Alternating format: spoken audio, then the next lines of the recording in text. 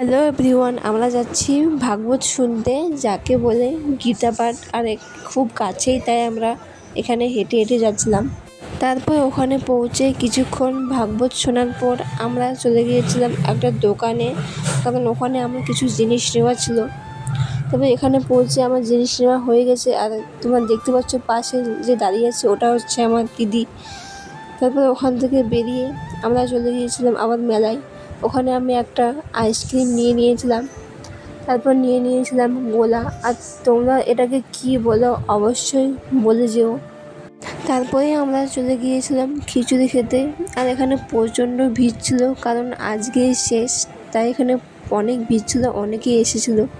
তারপর আমরা এখন বাড়ি যাই। আর আমাকে তিলক চন্দন পরতে ভালো লাগে, আর তোমাদের কাদের কাদের ভালো লাগে অবশ্যই বলে যেও। তারপরে আমরা এখন বাড়ি যাই। আর এইরকম মিনি ব্লগ রোজ দেখতে চাইলে আমার চ্যানেল থেকে অবশ্যই লাইক, কমেন্ট, শেয়ার এবং সাবস্ক্রাইব করে যেও। আজকের মতো টাটা।